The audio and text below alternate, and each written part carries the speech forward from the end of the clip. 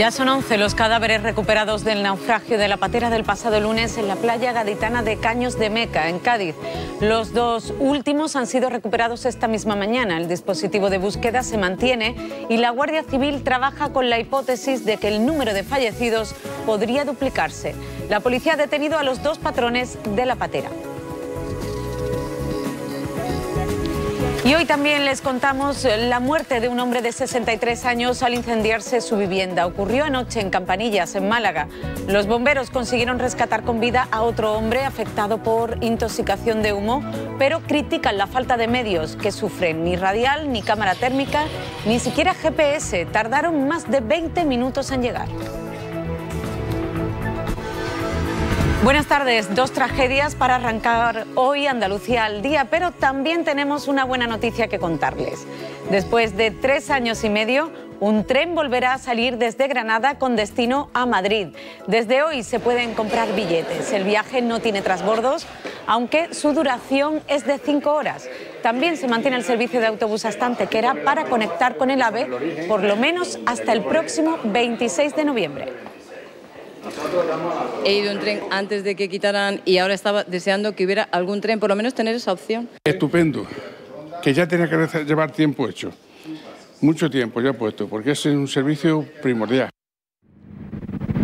Seguimos hablando de transporte porque hoy entra en funcionamiento una nueva ruta con Canarias desde el puerto de Huelva. Está operada conjuntamente por las navieras Balearia y Fred Olsen. Esta nueva ruta con Canarias ofrecerá inicialmente 3 conexiones a la semana con 2 buques, uno exclusivo para el transporte de carga y otro para pasaje, turismos y mercancías. Los billetes ya están a la venta. La nueva línea se suma a la que ya funciona con otra naviera. Estar preparados hoy para realizar el primer viaje inaugural entre Huelva, Las Palmas de Gran Canaria y Tenerife. Hoy este barco saldrá a las 8 de la tarde y hoy se dará por presentada y también por inaugurada esta nueva línea. El Gobierno prepara la reforma de la ley educativa, la polémica Ley Wert. El borrador de esa propuesta lo someterá a consulta en las próximas semanas con la comunidad educativa. Entre las novedades, plantea planes personalizados para los alumnos repetidores. Desaparece la reválida, los itinerarios en secundaria o la obligación de que la nota de religión compute en bachillerato. Una reforma normativa que consideran imprescindible desde el Ejecutivo andaluz.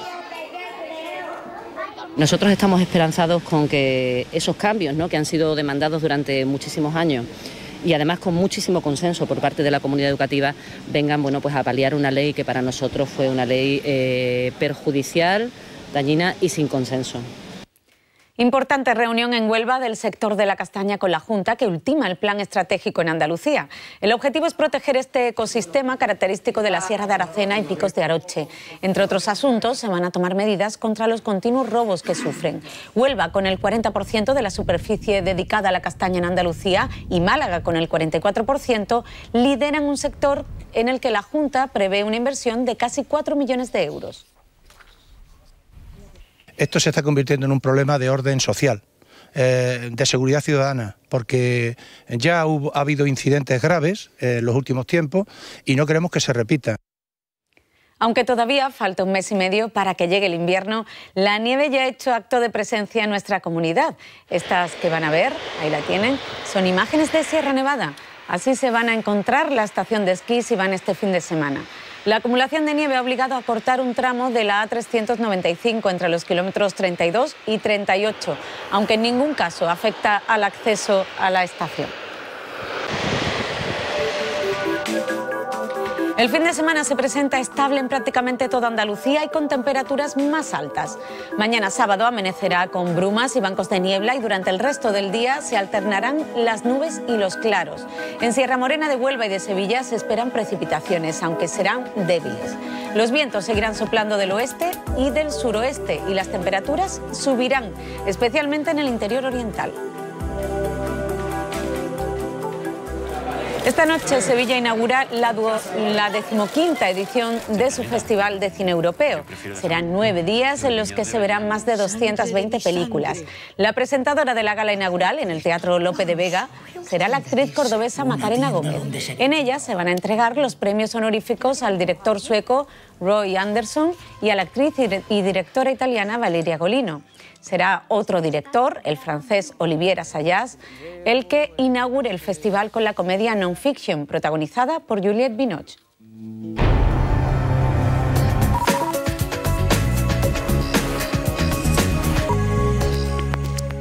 Si les digo que vamos a hablar de inteligencia artificial, pueden pensar que hablaremos de ciencia ficción, de tecnología, del futuro, pero también sabrán que existen ya coches autónomos, prótesis que se activan con la mente o incluso aplicaciones que funcionan como traductores simultáneos.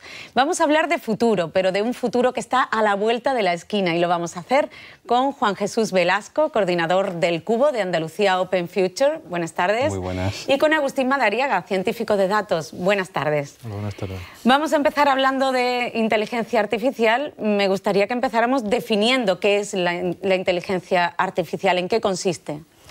Bueno, podríamos definirlo sin darle muchas vueltas ni complicarnos mucho como la capacidad que tiene una máquina de ejecutar una tarea que podríamos hacer nosotros, ¿no? O sea, la capacidad que tiene un sistema de que lo programemos, le digamos qué tiene que hacer si pasan determinadas cosas y con pequeñas variaciones sea capaz de reaccionar y trabajar por su cuenta, ¿no? Y otra de las características es que aprende. Una de las características de la inteligencia artificial es que es capaz de aprender incluso con los mismos mecanismos que el ser humano. Es decir, hay un mecanismo de imitación que puede utilizar, hay un mecanismo de refuerzo, cuando las cosas van bien sigo manteniendo esa conducta, cuando las cosas, la consecuencia es negativa, no mantengo esa conducta. Por ejemplo, ese tipo de cosas es capaz de hacerlas la inteligencia artificial, y sobre todo los datos aprenden de los datos. De unos datos históricos saca unas conclusiones y es capaz de establecer en cuál de las clasificaciones que se ha creado con los datos históricos están los datos nuevos. Sí, como decíamos, inteligencia artificial nos suena a ciencia ficción, nos suena pues a algo del futuro, pero ya en el presente podemos ver ejemplos de inteligencia artificial que nos puede sorprender. Y de hecho estamos rodeados y muchas veces ni nos damos cuenta, ¿no?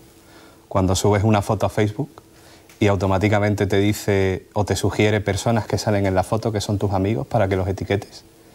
Hay por detrás una máquina que ha aprendido a reconocer caras y a relacionarlas con las fotos que hay en tu perfil de quiénes son tus amigos, ¿no? O sea que no es algo nuevo, ni que parezca de una película, ni que vendrá dentro de 20 años, ¿no? Está aquí, ¿no? Llegas a un aparcamiento y hay una cámara que reconoce tu matrícula y te abre la barrera, y cuando sales y has pagado no tienes ya que volver a pasar el ticket porque reconoce la matrícula, ¿no? Eso es una cámara que sabe leer los números que hay en tu matrícula y lo entiende, ¿no? Hay muchos ejemplos, ¿no? Ahora mismo la policía ha sacado, y lo ha hecho un policía nacional que tiene un grado de ingeniería, te quiero decir que no es una gran multinacional, un sistema de inteligencia artificial que descubre si una denuncia es verdadera o es falsa, simplemente por todas las características de las denuncias falsas que se han descubierto a lo largo del tiempo y las características de las denuncias verdaderas. Aprende de los datos históricos y sabe decir si tu denuncia es verdadera o falsa. Eso es simplemente un ejemplo. Google sabe que un avión se va a retrasar antes que el aeropuerto. No sé si ya os ha pasado, pero a mí me ha pasado que Google me ha avisado que mi avión iba con retraso antes de que apareciera en los paneles del aeropuerto, porque tiene un sistema de detección de las variables que provocan los retrasos, y cuando las variables son las de un avión retrasado, te dice se va a retrasar.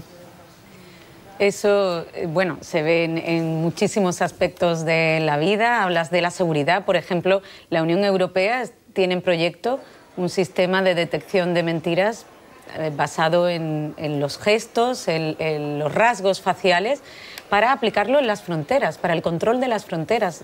¿Iremos a un mundo más seguro a través de la inteligencia artificial? Hombre, desde luego va a ser más difícil saltarse todos los controles, eso está claro. Y por ejemplo, simplemente vamos a ir a un ejemplo de lo que pasó el otro día. Es imposible que a un robot se le escape qué maleta lleva un cinturón que pueda ser sospechoso de granada. O sea, un sistema de inteligencia artificial habría detectado esa maleta en décimas de segundo y no la habría dejado salir. Y un ser humano pues puede estar charlando, puede estar cansado, puede tener mucha presión porque el tren o el avión tiene que salir y no tiene esa capacidad. Eso jamás le habría pasado a la inteligencia artificial, por ejemplo. O sea, en ese sentido sí es mucho más seguro.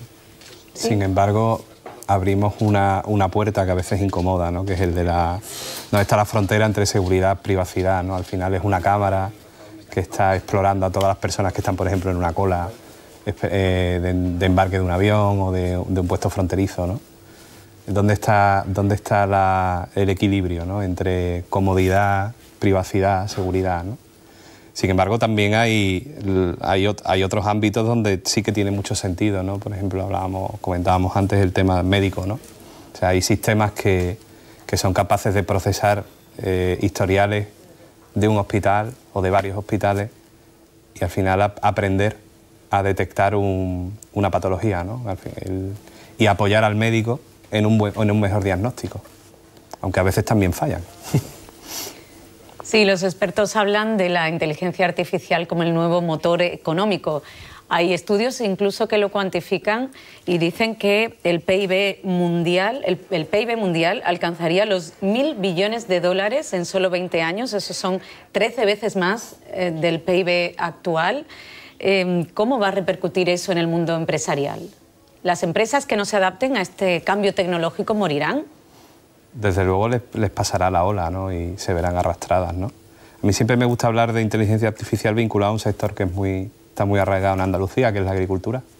Porque la agricultura hoy en día, para ser competitiva, es un ejercicio de optimización de costes y precisamente ahí la inteligencia artificial tiene mucho que decir, ¿no? Puede ayudar a una empresa agroalimentaria a saber cuál es el punto óptimo de recogida de su cosecha y hacer la correlación de cuándo va a ser el momento óptimo de venta en el mercado, ¿no? Con lo cual minimizas mermas y maximizas precios de venta, ¿no? O incluso controlar de manera inteligente la cantidad de pesticidas que tienes que utilizar, porque puedes hacer una predicción fiable de cómo te van a afectar las plagas según la climatología, ¿no? Entonces, ahorrar en pesticidas da mejor producto, pero también te ahorra en el insumo, ¿no? Con lo cual tu gasto es menor. Claro, en eso hay sistemas de inteligencia artificial que están utilizando bodegas importantísimas en España, por ejemplo, que te predice al principio de la cosecha, cuando están todavía simplemente apareciendo el cultivo, el grado del número de kilos que vas a tener de uva y, en función de muchas más variables que la de la fotografía, digamos, la calidad del vino. Es decir, tú sabes antes de cosechar cuántos kilos vas a tener y a cuánto lo vas a vender, puesto que sabes su calidad. Claro, eso simplemente para controlar tus gastos, si sabes que el vino va a ser malo y escaso, por ejemplo, dices, bueno, pues entonces este año tengo que gastar muy poco dinero. O sea, son cosas que van a servirnos a las empresas, que van a servir para minimizar gastos, para optimizar esos gastos, es decir, no solo gastar menos, sino gastarlo en aquello en que realmente se produce un valor para la empresa y no en otro sitio, pero también para optimizar el ingreso, para conseguir venderlo lo más caro posible. Todo eso se puede hacer con la inteligencia artificial, aparte de que, evidentemente, el uso de la inteligencia artificial optimiza también las decisiones en gestión, en logística. Te puede construir un sistema de reparto que minimice el gasto en combustible y el tiempo de espera. O sea, son sistemas que van a ayudar a todas las decisiones empresariales, pero claro, también van a hacer que muchos trabajos dejen de tener sentido. Sí, precisamente quería plantear ese asunto, porque parece claro que la eficiencia, la productividad, la competitividad de las empresas pues ganarían con este tipo de tecnología. Pero ¿qué pasaría en el mercado laboral? Hay estudios ya que cuantifican la pérdida de empleos en 75 millones de puestos de trabajo por la incorporación de la inteligencia artificial, pero al mismo tiempo se crearían 133 millones de puestos de trabajo. Aparentemente el saldo es positivo, pero ¿serían las mismas personas las que podrían reciclarse en este tipo de nuevos empleos? Se tendrán que adaptar, o sea, tendrán que integrar en su proceso de trabajo la tecnología. O sea, ya no van a tener a lo mejor un trabajo manual, ¿no? Cuando vemos almacenes y transportadoras de palés, ¿no? Que son robots, o sea, sino tendrán que aprender a manejarlo y las habilidades y capacidades que va a requerir el entorno laboral va a ser muy distinto a partir de ahora. Y eso lo vamos a ir viendo, ¿no? Ya, de hecho, incluso en carreras técnicas se va viendo la necesidad de que las matemáticas ya no son una asignatura solamente para darla en un aula, sino que la base de la inteligencia artificial y la algoritmia precisamente se apoya en que los matemáticos se integren en las empresas de tecnología. De hecho, prácticamente no hay profesores de matemáticas porque todos los matemáticos encuentran trabajo en algún otro sitio. Bastante mejor pagado, por cierto. Claro, el primer problema de esto es cuál es el perfil de los 133 millones de empleos creados, eminentemente técnico, y cuál es el perfil de los 75 millones de empleos destruidos, eminentemente trabajo manual y repetitivo. El gran problema de esto es, ¿tienen herramientas mentales, es decir, formación suficiente, el primer armazón, el cimiento de la formación, para pasar al siguiente nivel, que es ayudarse de la técnica? Porque si no es así, estamos creando 75 millones de excluidos. Este es un problema social que está ahí y que, curiosamente, no oyes hablar ni a empresarios, ni a sindicatos, ni a gobernantes. Pero es que la gente piensa que que se va a jubilar antes de que ocurra esto. No se va a jubilar antes de que ocurra esto. Esto está pasando ya y esto va a ser ya. Dentro de 2 años, en 2020, se habrán perdido, tengo aquí el dato, 5.100.000 empleos netos en el mundo desarrollado. Estamos hablando de dentro de 2 años. Esos 2 años, sí. Pero vamos, entre esos empleos, puede estar el tuyo. El tuyo, sí. Hay la inteligencia artificial, Xinhua Televisión, la agencia oficial de noticias china, ya tiene un presentador que es un robot con inteligencia artificial. Sí, precisamente hoy nos han llegado esas imágenes precisamente del presentador chino de inteligencia artificial, lo vemos ahí. Vamos a ver qué diferencias podemos encontrar entre este presentador y uno real. Depende de qué presentador. Evidentemente, el más simpático de los presentadores de televisión no es. El gran problema... Un poco expresivo, ¿no? Claro, el gran problema... Pero cuidado, todo esto se resuelve. Esto es un algoritmo más. El gran problema, igual que el de un médico, nunca va a sustituir un robot a un médico. ¿Por qué? Porque el ser humano necesita la empatía, ¿no? ¿La empatía la puede dar un robot? Pues igual no, pero ¿tú necesitas empatía para conocer las noticias de bolsa? Pregunto. Para ese tipo de noticias quizá no. Claro, pero sí para elaborarlas, ¿no? Para elaborar esas noticias. La APTN, las noticias de bolsa y de béisbol las hace un modelo de inteligencia artificial. Tiene una plantilla y entonces tú simplemente en la hoja de el redactor lo que pone es el resultado. Y en la bolsa ni eso. Lo que hace es coger las cotizaciones y hace la noticia. Un robot. APTN dice, para tranquilidad de nuestros colegas que igual nos están escuchando, que lo que hace es utilizar a los periodistas para hacer noticias, porque eso no lo considera una noticia en sí misma, ¿no? O sea, para que hagan noticias en profundidad, de verdad. Esos son datos, más que una noticia. Claro, efectivamente. Ahí puede estar la diferencia. Claro, es que en ese sentido, quizá el problema que tenemos en nuestra profesión y en muchas otras es que el verdadero valor del trabajo humano se está perdiendo. Y entonces hacer un trabajo automatizado, rutinario y sin ningún valor añadido, eso lo hace una máquina. Entonces quizá deberíamos empezar a repensarnos qué valor podemos ofrecer como seres humanos en nuestra actividad profesional, la que sea, porque que yo sepa, un robot jamás va a poder hacer unas botas artesanales. Ahora, las botas de todo a 100 las va a hacer muchísimo mejor que un ser humano. ¿Dónde vamos a encontrar esas diferencias? ¿Cuál es nuestro valor añadido? Yo creo que decíamos antes la palabra empatía, porque yo creo que es básica, porque yo creo que una máquina nunca va a poder tomar una decisión que afecta a otra persona, ¿no? Y un buen ejemplo siempre ha sido el debate del coche autónomo, que para empezar no tiene una fiabilidad del 100%, ¿no? Los estudios dicen que alrededor del 90% de las veces acierta y un 10% de que el coche se pegue, se choque con otro, lo cual tampoco es muy tranquilizador, ¿no? Y qué hacer, ¿no?, en caso de que las circunstancias en las que se ha programado esa máquina sean distintas, ¿no? Una emergencia, un desastre natural, ¿no? El coche cómo va a reaccionar o el sistema, o cómo por ejemplo, va a legislar, ¿no? O va a dictar sentencia un juez, ¿no? O sea, al final ahí hay un factor humano importante, ¿no? Sin embargo, se dice que uno de los trabajos que va a desaparecer es el de los abogados, ¿no? Porque se va a convertir en qué sala te ha tocado, vas por el demandante, por el demandado, pues más o menos la probabilidad de ganar es esta. Eso ya hay un programa que lo hace, ¿eh? Y sí. Además es de una empresa andaluza. Sí, de aquí de Sevilla. Sí, sí, sí. Pero andando en lo que decía él, el ejemplo de cómo una decisión de una máquina no tiene empatía y provoca un grave problema a la empresa que la tiene, es Uber.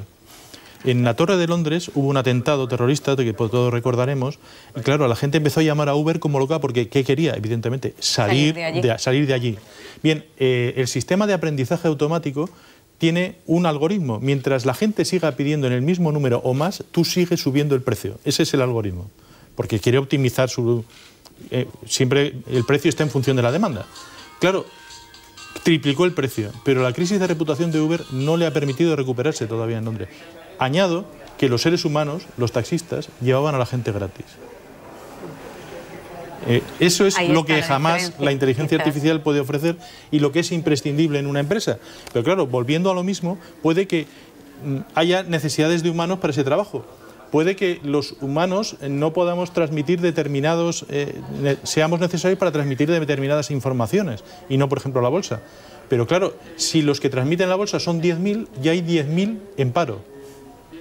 Entonces, como esto es un mercado, si hay 10.000 más en paro, ¿cobrarán lo mismo el resto? Porque ya hay 10.000 en la cola diciendo yo también lo haría. Cuidado, todo eso tiene una serie de consecuencias que, aunque el trabajo en teoría nuestro, el que sea, el de quien nos esté escuchando, no esté en peligro, se produce un corrimiento del mercado laboral hacia lo que queda. Como hay más gente pidiendo el mismo empleo, el empleo se va a pagar peor. ¿Y qué empleo quedará? Pues de momento los programadores seguro. ¿Programadores? Los programadores seguro, ¿no? Esa es la pregunta. Pues el problema es que no lo podemos saber porque hay otro dato interesantísimo. El 65% de los niños que están estudiando primaria ahora mismo trabajarán en un empleo que hoy no existe. Hoy.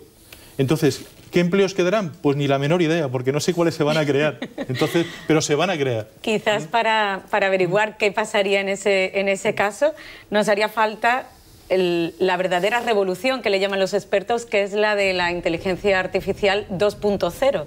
Dicen que sería incluso capaz de predecir el futuro. ¿En qué consistirá esa nueva tecnología? Sistemas de predicción ya hay, en tanto en cuanto las máquinas, a través de históricos y de lo que ha ocurrido, se atreven a aconsejar a un humano qué es lo que va a ocurrir, ¿no? para que actúe de manera preventiva, ¿no?